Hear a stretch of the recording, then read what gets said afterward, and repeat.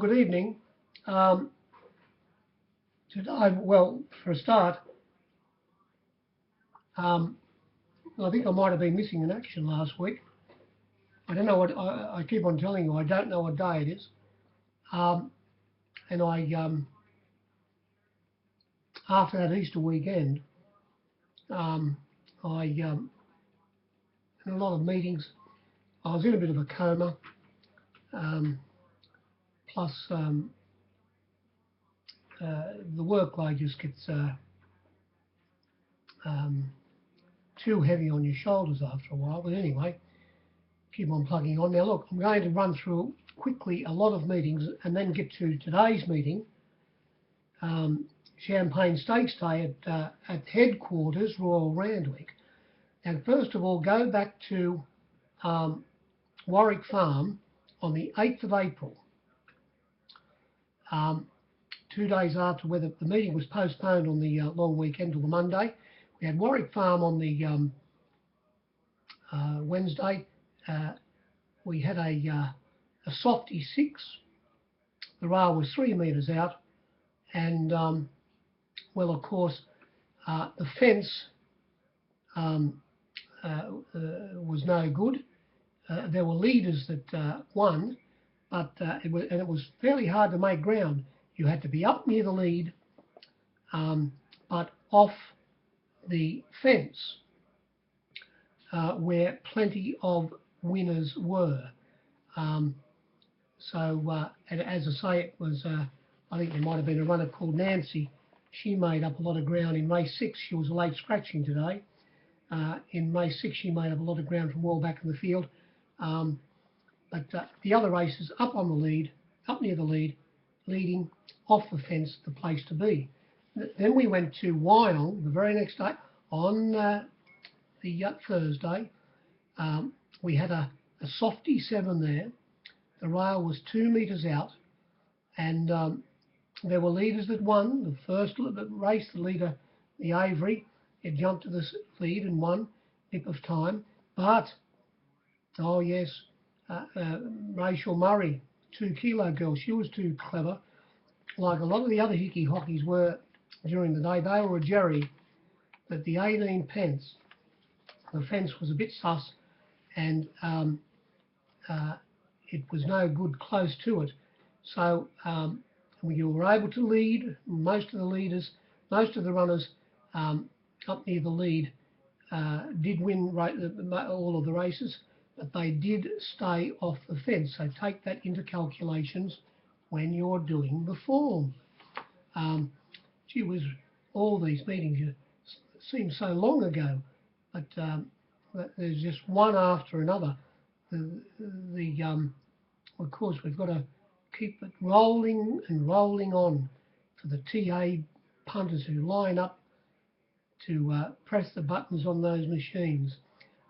We went to Newcastle last Saturday, the 11th of April. We had a softy 5. The rail was in the normal position, and the bloke who calls there, well, look, I won't, listen who it is. He fair dinkum. He drives me mad. As I think I've said before, it takes me an extra half an hour to do the tapes when this bloke calls the races. For a start, you think you're watching another race a lot of times, because he says, and it's 3 lengths back to so and so, and you look up and wait, and you say, gee, that's a long 3 lengths. It's only a length and a half. And he says 5 lengths to the next one, might be 2. He's fair dinkum bung-eyed. I'm satisfied of it. He's been doing it for that long. Have a listen if you have a chance. Listen to his race. Listen to his call in race 5. He says 3 and 4 lengths to this and 1. Oh my God! As I say, you think you're watching another race, but and also I mentioned before the low camera shots that Sky Channel do at the 900 metre start and after they go out of the back straight in the sprint races, the 12 and the 14 and the 1300s at Newcastle. all of a sudden you can't get the right perception of where the horses are and and where they're placed. They're terrible. They just don't understand. They don't understand. Whoever the person who was giving those orders, as I said before, he wouldn't know how to hit a ball. And the same thing happens at Kembla and here and there. They do these low angle shots. That meeting, there was no bias at Newcastle on the 11th of April. You could lead and win, or you could run on. We went to Randwick last Saturday, where we had all of the it was Oaks Day, and we had, of course, the Queen Elizabeth Stakes on, and the Sydney Cup, Queen of the Turf, as I said, the Arrowfield Spence, the Perthy, that then was also the provincial, not the country, the provincial championship final on. So it was a big day. They got a good roll up. I must admit, they got a good roll up, and I did hear and did read reports in the press that they said the track was fair. Well, I don't know.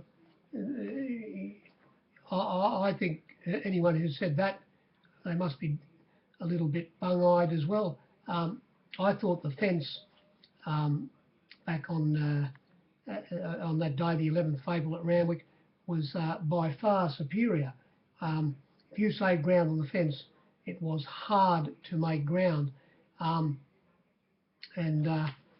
Well, it was quite obvious to me. We saw on the day last Saturday, or we saw the barrister who went around today at Randwick get an easy lead in the first race and win by 2.3 lengths. We saw in the next race, sitting in between runners, Federal, a little bit too good. Of course, Sure and Fast got the best suck up you've ever seen, and the second horse came off its back in the provincial championship. And who ran third in that race? The leader. Where was the fourth horse? Well, it was back and saved ground right along the 18 pence.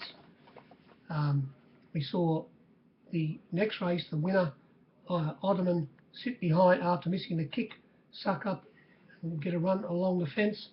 We saw in the next race, Delectation in between runners and finished too well. It was a good win. The runner that ran third in that race, a 20-to-1 chance, Rekindle Power, who went around today, was in last position on the fence and never left it and ran third. Gee whiz. Those who said the track was played fair, I think they'll have a second look after even what I've said so far. The next race, where did Gustav win? Jay Marira, the champion rider, Jay Marira. They say he sits a bit lower and to get the wind, so he doesn't get the wind break in his body. He crouches down low. Well, of course, everyone's saying he's the best rider in the world. I'm not denying for 1 minute that he's not a good rider. He is a very, very, very classy rider. But, of course, they've looked at him and they've said, oh, look how low he crouches. They wouldn't, if you asked them how low some other riders crouch, they'd have to go on back and look at tapes to see how low they crouch. There are lots of riders. National Willer, who's much taller than Joe Marira. Nash crouches very low, Blake Shin, and there are lots and lots of other riders who do exactly the same. And in this race, Joe Marira, I think, was the difference between winning and losing on Winks. When they were down the back straight, of course, he drew barrier 1 and he was sucking up on the fence in about 4th position, and he moved off that position, and tailing him at the time was Gust of Wind, and Gust of Wind, of course, took his position and never left the fence and won by 2.5 lengths. And it was pointed out, of course, you should go back and have a look at Gust of Wind's win at Scone, when it came from a tailed off 5 lengths last behind the second last horse and down the outside. Of course, that day at Scone, the wind was severely against all of the leaders, and gust of wind, which it most certainly couldn't have, because it hasn't got enough pace, led in that race. But if gust of wind would have been up near the lead and leading on the fence in that race of Scone, where it blows them near the line, it would have run. It would have been beaten a long way. As I say, it had that run along the fence. We saw the Queen of the Turf Stakes. Who won this race? Oh, it was Amanpour, leading on the fence all the way. Who came off its back and ran second? Catkins, given a beautiful ride by Jay Marira, saved ground on the fence all the way. Do I need to go on to say that the fence was a lap start? Not a lap start. And who won the last? Well, it was won by number 11, Grand Marshal. And where was Grand Marshal in the run? Oh, well, it wasn't. It wasn't too far away. The second horse, Who Shot the Barman, the second last race in the Sydney Cup, this is, Who Shot the Barman, of course, got the best run you've ever seen. And, of course, Grand Marshal, what am I talking about? Jay Cassidy was on. The Pumper was aboard Grand Marshal. He settled down in second last position and came to the turn, and he got out, eased off heels, and got to the middle of the track, and to the surprise to even the caller, Brendan not Brendan Parnell, he couldn't call anything. What's his name? The new caller from Honkers. I'll think of his name in a minute. He was surprised. He said, "Oh wait, he more or less called Who Shot the Barman the winner," but and which I most certainly, and the judge, had his number in the frame. Never went around a horse, but Grand Marshal, they'd be flat out winning a midweek race at Canterbury or anywhere. It finished too strongly and grabbed it on the line and beat it by 0.1 of a length. Hartnell, who led in that race, might have been the right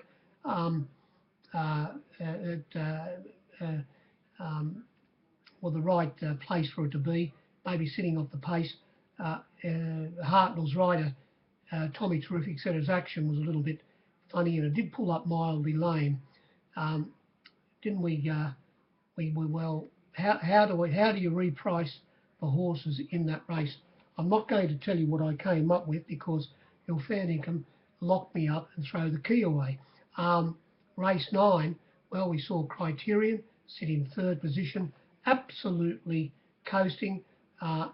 Nearly every runner in the race was off the bit, turning for home, except the winner. He rolled up the rise, C. Williams, aboard Criterion, now trained by the Hayes team. And after they topped the rise, he said, we're off now. And the judge did put his number in the frame. And of course, he was right.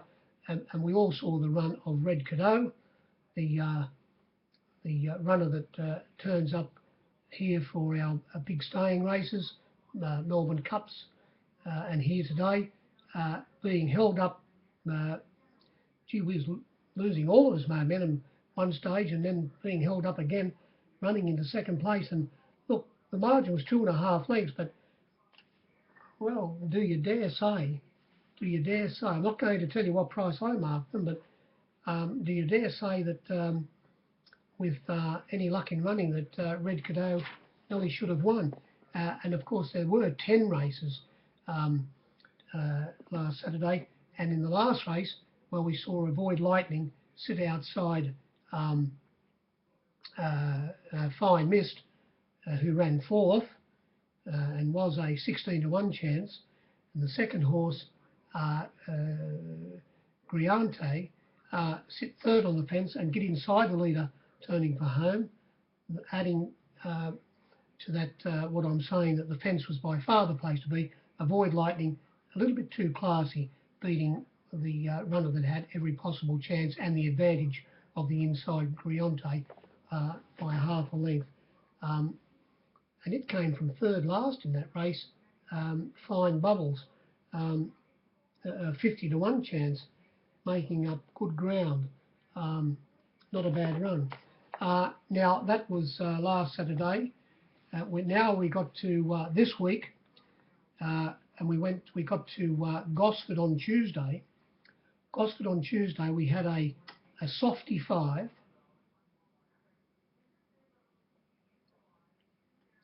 A softy 5, and the rail was 3 metres out.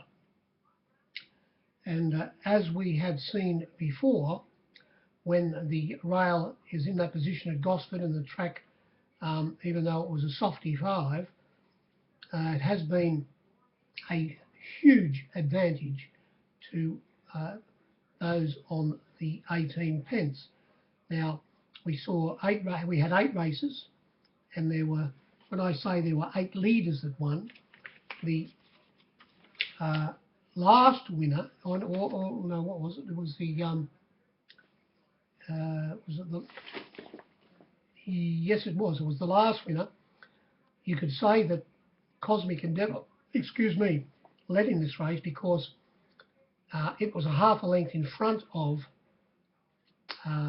Rameses, who was holding the fence but not letting Cosmic Cameo cross. And if you want to say that 8 leaders won, I suppose you're wrong, because Cosmic Cameo led to the turn, but won off the fence a half a length in front of Rameses, who kicked through and won the race. Cosmic Cameo, even running 4th in that race, only beaten 2.2 lengths, was a very good run. So there were 8 races, and more or less every runner that was on the fence leading greeted the judge.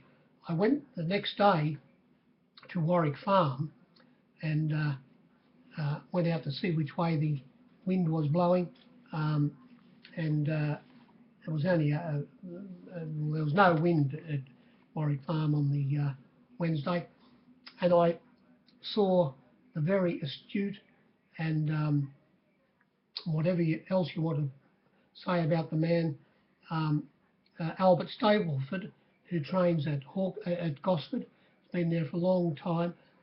He's been there training at Gosford and other places for a long time. He's 90 odd years of age. He's got a long history into horse racing, work for summer and road track work and so forth for famous trainers. And he commented, he said, yes, well, it's a shame. He said, fancy anybody wanting to take a horse there when the track is like that, and having a brace on the one that you like. Well, it would discourage you greatly. Now, we went to Warwick Farm on the Wednesday. It was a softy 5. The rail was 5 metres out from the 1,000 metres to the post and 3 metres after that. And similar to the previous race, the previous meeting at Warwick Farm, it was you could most certainly lead and win as they did, but it was hard, and it was a bit hard to make up ground, but it was no good close to the fence. All of the jockeys were aware of it, and as I say, you could be up near the lead, and well, just let me go back without driving everybody mad. Of course, we saw the last winner, Impulsive Spirit, jump, ease back to last, get onto the back of the second horse, Mandalong Miss. Mandalong Miss drew, well, it came in a couple of alleys around about barrier 12, and the winner, Impulsive Spirit, drew the outside, so it might have had barrier 13, and Impulsive Spirit finished up getting on the back of Mandalong Miss. They were both very, very well backed. Impulsive Spirit was 13 to 2 into into 7-2, and the second horse, Mandalong Miss, was $8 into $5.50, very hard to get at the finish, and they swooped and came very wide in the last. Whereas, in the second last race, Najum drew barrier 1, but this runner of trained by Gay, it drew barrier 1 and sucked up and had the blinkers on today for the first time. They said they were going to ride it with cover, but it sucked up from that alley and just pushed them out. It went in between the leader and who was Totalitarian, and also the runner sitting on the outside, Our Little Miracle, and just pushed them out of the way and won as it liked by 4 lengths and was on the fence all the way. So that adds a little bit of merit, I think, to its win. I think close to the fence was a little bit inferior. After Warwick Farm on Wednesday, we went to Hawkesbury. This Thursday just gone, the 16th of April. It was a softy 7. The rail was 4 metres out from the 800 of the post, and there was nothing wrong with the fence. It was an advantage to be up. There was no wind, and it was an advantage to be up on the pace, and you could be near the fence, saving ground, or sucking up behind them.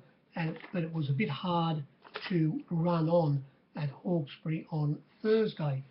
We got to today's meeting at headquarters. Now, I naturally worked at headquarters today. I saw a few races out of the corner of my eye at Kembla Grange, which I'll say a few words on about next week. And it was, of course, quite obvious at Kembla Grange.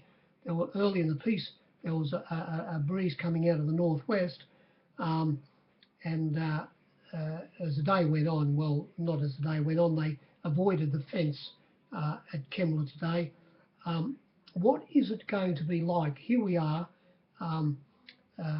just in the middle of April. What is it going to be like with these tracks? They're predicting rain all this week. What's it going to be like during the winter at some of these tracks where they're flat out holding up now? I think they're in a lot of froth and bubble. We got to today's meeting and, well, what do we say? We saw early in the day, the first race, the placings 8, 4 and 11. Dublin Lass sat back in about 4th last position, but 4 or 5 back on the fence from barrier 1, win the race. In front of it was Aussies Love Sport, Oi Oi Oi, from barrier Mother Goose, the Deuce, barrier 2, and the leader, Mojave, crossed and led, Hang On and run 3rd. So we saw horses on the 18 pence on the fence run the placings, run the trifecta in the first race. The Avery here, Private Secretary, Private Secretary's rider, Christian Rees, said, oh, well, the backup didn't really suit it from Warwick Farm. And it was, he said, I thought the way the track was, my horse more or less couldn't make up any ground when I pulled, when I eased him off heels after topping the rise, after settling back in the field. Private Secretary, in a fair income race, would absolutely, it would tow Dublin Lass. It got me 3.6 lengths, and that was the first race. By the way, the track today was a softy 6. The rail was 8 metres out from the 1600 of the post, and 5 metres remained, more or less the same. So that was the first.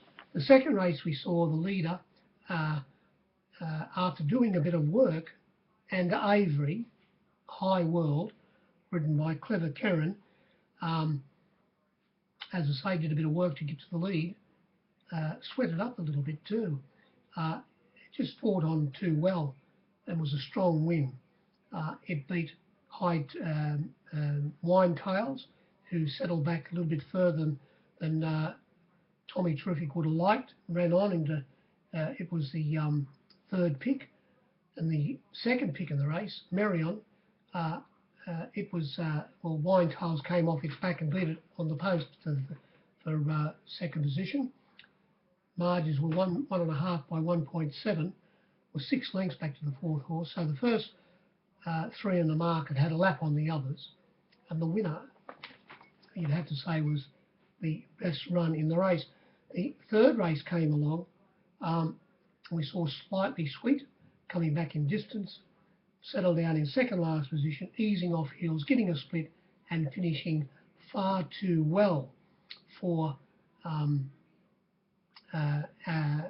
Anyas, who, number 9, Anyas, who had barrier 1 and got off heels after sitting in about 5th position, turning for home. Stayed near the fence, actually. Might have actually got, yeah, no, it did. It got inside every runner and got along the fence and was only beaten 0.8 of a length. But when it came from well back in the race, and it was the best run, I would have to say,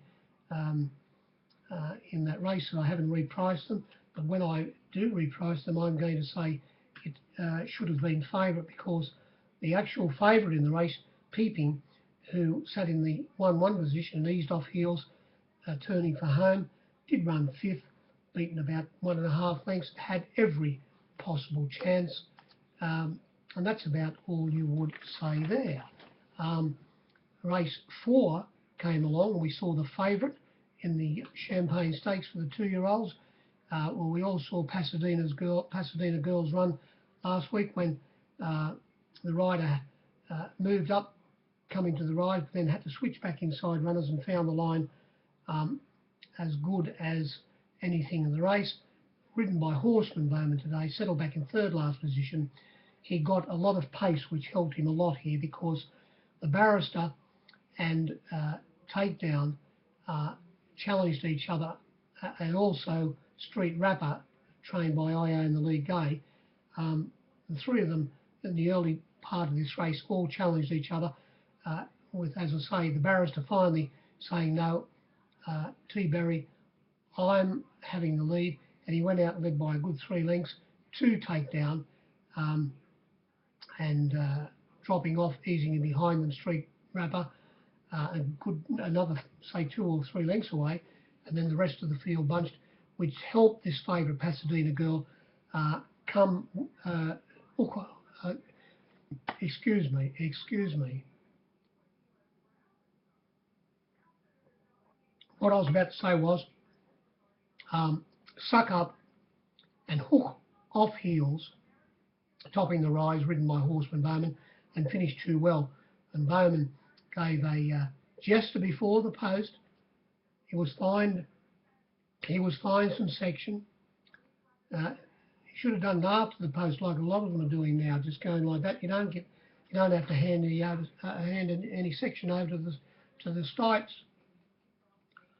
The Stipes put in their kick, of course. No, they don't. I'm only cracking jokes.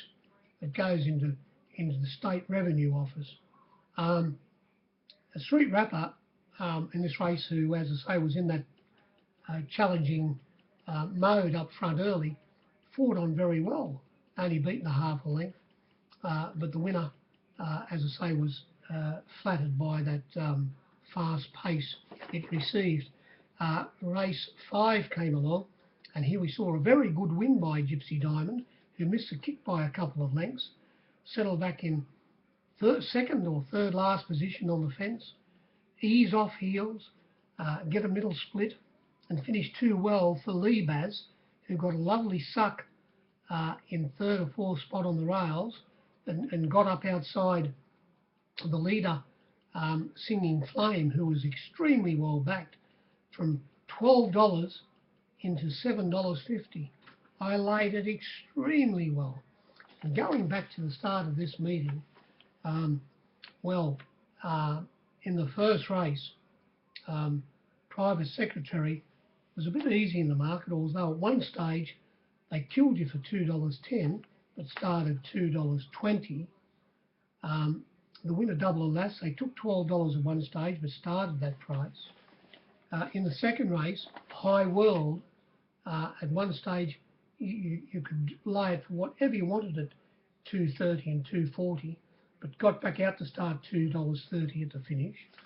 In the third race, Slightly Sweet, one stage early in the piece, they took you $12, but it started that price, $12. It was a bit easy in the market and peeping after being well back to 350 to about 330 at one stage, but got back out to 350, 360 towards the end of betting. The second horse in that race, Anya's, who I commented on early, it was back for a poultice, $31 into $21 or even $20 taken. There was a bit of support for a few other runners in that race, but as I say, the winner, there was a bit of section for it. Pasadena Girl, well, the captains reached for it after we put it up a 13 to 8 chance. 13 to 8, the field got out to $3 for a good bit of section. At one stage, they killed you for $2.80, but it started that price, was into $2.70 at one stage. It got back out to $2.80 at the finish of betting. And then we got to Gypsy Diamond. I think I had a return of $7.50. I must admit, I was $8 when they jumped and found it very hard to lay. But I did see no more for the favourite, the Avery, please. Hello, mate. I'm just doing this review and telling all of this. I've got millions of people watching this review. I'll ring you back. I'm halfway through it, and I'll tell you what happened on the day. All right? So we got to race 5, and as I say, Gypsy Diamond. It was $9. If you bet that best flucked, you got Obdrabbed. You got it was only 13 to 2 chance best, but there was $9 given about it, and it was a good win because it had every possible chance. Lee Baz, as did the favourite, Lee Baz was hard to lay, $3.70 out to $5.50 back into $5, but hard to lay at the $5. Whereas Malice was $3 out to $4.60 back into $4.40 into $4.20, but back out to $4.40. There were a few other runners back in the race. The winner was I think a fairly clean away for most captains, and it sat back well back in the field, weaved in between runners. The second horse, Lee Baz, had his chance, and it was grabbed by Gypsy Diamond right on the line to win by a half a length. And the leader in the race, Singing Flame, also well back, as I said, it stuck on for third. We got to race 6, Dissident, ridden by the Pumper. They didn't go very hard in this race. It led the second horse, Wajinda, trained by I Own the League Gate. Gee, was a big difference to me. One of the pros, he backed a Dissident with me at $11, and right towards the finish, I only had up $9.50. I could see $10 on the 18 pence on the fence, and a bloke said, "A monkey on it at $9.50. I said, "Most certainly, sir." Oh, God, how stiff can you be? Anyway, they ran 1-2, and they led 1-2 around the turn. They didn't go that hard. Terra Vista was forced to go wide in this race, and when he was pushed a bit wider, the favourite, Chautauqua, who drew barrier 1 and was eased off heels after they'd gone about 3 furlongs, he dipped very badly at the 900 metre mark. He didn't go completely down on his nose, but gee whiz, he did dip very badly. But then, topping the rise, I thought Chautauqua would round them up, but he just didn't have that turn of foot today. Maybe he was ridden a little bit too close by Tommy Terrific. He ran third. The margins were only 0.2 by 0.6. Maybe if he would have won by, so there's only 0.8 of a length, beaten 3/4 of a length. So if he would have won by a head, I'd be here saying now, Oh, what a wonderful ride it was by Tommy Terrific. The riders in the stand. Get out there and have a go yourself, you mugs who want to knock all the hickey hockeys. It's a lot harder than you think. All this business, they say, why didn't he ease off there? And why didn't he come in there? Why didn't he ease out? They don't understand. They're looking at it from a different angle. If you ease out, you'll kill everybody. I put up with these blokes trying to tell me these things every week. Drives me bananas. When they crossed the line in this race, 1, 2, 3, 4, 5, 6, there might have only been about 1.2 lengths between 6 runners in this race when they hit the line. So what do you say? Run that race again and you would get plenty of different results. Race 7, and in that race, well, Chautauqua, we put it up the 9-4 favourite, got to 5-2, was into $3.10 at one stage, best, but got out to start about $3.20, $3.30. The winner, as I say, they took $11. Terra Vista, they killed you for $6, but started that price, Terra Vista. Lucky Hustler, very hard to lay, $8.50 out to $13. Rebel Dane, they took $26, one of the pros, backed it for an absolute shitehouse for into 21. Famous Seamus was 80s into 60s. Laser Hawk was 40s into 30s.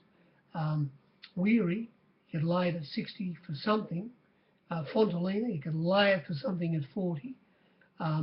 General Life, who was a very good run, came from last, General Life. And just like in Pommyland, the Stipes threw in a protest of their own. The rider of General Life, Jay McDonald, he came back and he said, no, he didn't say anything. But the Stipes, headed by Mr. Rudolph, red-nosed reindeer, he said, no. He said, you were interfered with by Lucky Hustler when he came out and checked you. And he said, oh, yes, he did too, said James. So the Stipes held their own protest, 5th against 4th, whatever it was. And like they do in England all the time, the Stipes throw protests in more than the hickey hockeys. And it was relegated from 6th position into 4th position. And it was Lucky Hustler relegated from 4th back to 6th. So there we go. It was back from $26 into 21. Number 11 here, Shooting to Win, a very hard to lay Shooting to Win. $8 out to $12. Wajinda, you had to get to $8 to lay, but I was $8 when they jumped. And the bottom one, Scissor Kick, they took $18 into about $17 or $16. And as I say, the on-pace runners ran the placings. Race 7 came along, and here we saw the Avery, our boy Malachi. Geez, it owes me some section, this horse. Did the others take any part in this race? Of course, Rain Affair just jumped out, ran along, always 5 and 6 off the fence. As the day went, now that's what I've got to say.